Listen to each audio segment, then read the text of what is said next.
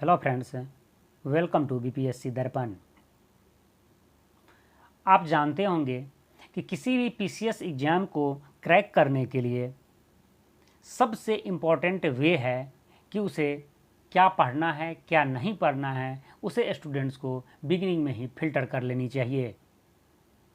तो आज हम 67वीं बीपीएससी के बारे में भी हम आपको यही बताएंगे कि 67वीं बीपीएससी के एग्ज़ाम देने से पहले, उसकी प्रिपरेशन स्टार्ट करने से पहले आप ये जान लें कि आपको कौन कौन से सब्जेक्ट पढ़ना है, कौन कौन से सब्जेक्ट नहीं पढ़ना है, और यदि डिसाइड कर लिए कौन कौन से सब्जेक्ट आपको पढ़ना है, उसमें भी खास करके किस किस टॉपिक को आपको पढ़ना है, किसे नहीं पढ़ना है, और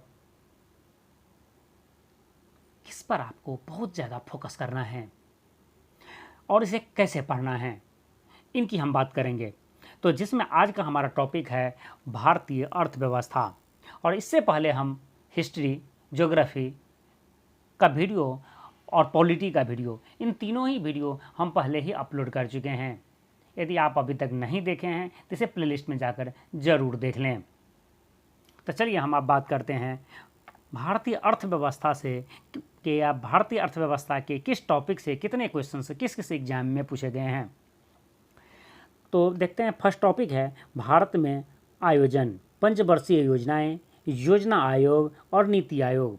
यहाँ से क्वेश्चन सभी बीपीएससी में पूछे गए हैं अब तक। 60 से 62वीं बीपीएससी में 3, 63वीं में 1, 64वीं में 3 और 65वीं में 2 क्वेश्चन पूछे गए हैं। मुद्रा एवं बैंकिंग से 60 से 62वीं में 1, 63वीं में 2, 64वीं में 1 और 65वीं में 1 क्वेश्चन पूछे गए हैं। राष्ट्रीय आय से 63वीं में 2 और 65वीं में 1 क्वेश्चन पूछे गए हैं। भारतीय कृषि से 60 से 62वीं में 1 भी नहीं, 63वीं में 2, 64वीं में 2 और 65वीं में 1 क्वेश्चन पूछे गए हैं। सार्वजनिक वित्त से 63वीं में 3 क्वेश्चन पूछे गए हैं। गरीबी एवं बेरोजगारी से 63वीं में 1, 64वीं में 1 और 65वीं में भी 1 क्वेश्चन पूछे गए हैं। सरकारी योजनाएं एवं कार्यक्रम, इससे 64वीं में 3 और 65वीं में 1 क्वेश्चन पूछे गए हैं। आर्थिक सर्वेक्षण एवं बजट, इससे 3 क्वेश्चन 60 से 62वीं में, 1 क्वेश्चन 63वीं में, 64वीं में 1 और 65वीं में 1 क्वेश्चन पूछे गए हैं। वैदेशिक क्षेत्र, वैश्विक संगठन, व्यापार, भुगतान संतुलन, इससे सिर्फ 63वीं में 2 क्वेश्चन पूछे गए थे। यहाँ पर दिए हुए क्वेश्चंस, जिस दिए हुए टॉपिक सब के सब इम्पॉर्टेंट हैं। आपके पास टाइम हो तो आपको इन सभी टॉपिक को ज़रूर पढ़ के जाना चाहिए। यदि आपके पास टाइम कम पड़ रहे हैं या आप स्टार्टिंग में चाहते हैं कि हम उस टॉपिक को पहले पढ़ें जहाँ से आपके एग्ज़ाम में ज़रूर क्वेश्चन आएंगे, तो आप पहले इन दोनों टॉपिक को पढ़ें।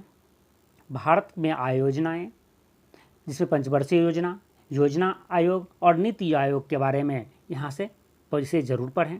हर एग्ज़ाम में यहाँ से क्वेश्चन पूछे जाते हैं। फिर मुद्रा एवं बैंकिंग के बारे में पढ़ें। उसके बाद आपके पास टाइम मिले तो भारतीय कृषि, देखिए भारतीय कृषि से ज्योग्राफी में भी क्वेश्चन पूछे गए थे और पॉलिटी में भी, तो इसे आपको पढ़ना है।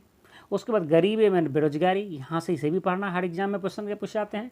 फिर आर्थिक सर्वेक्षण, देखिए आर्थिक सर्वेक्षण पढ़ने से, जो भी आर्थिक सर्वेक्षण हर साल आता है, उस आर्थिक सर्वेक्षण को आपको ज़रूर पढ़ के जाना चाहिए, जहाँ से करंट अफेयर्स के मामले में भी आपको मदद मिलेंगे। और देख रहे इकोनॉमी के टर्म भी, इकोनॉमी से पूछे गए क्वेश्चंस भी आपको यहीं से मिलेंगे।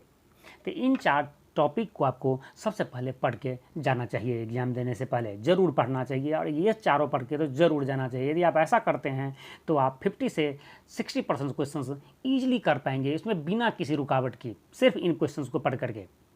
और यदि आपको इससे ज़्यादा मार्क्स चाहिए तो आपको कुछ और टॉपिक, जहाँ से याद रखेंगे 65वीं में क्वेश्चंस पूछे गए हैं, तो सिर्फ उस टॉपिक को आपको पढ़ के जाना है।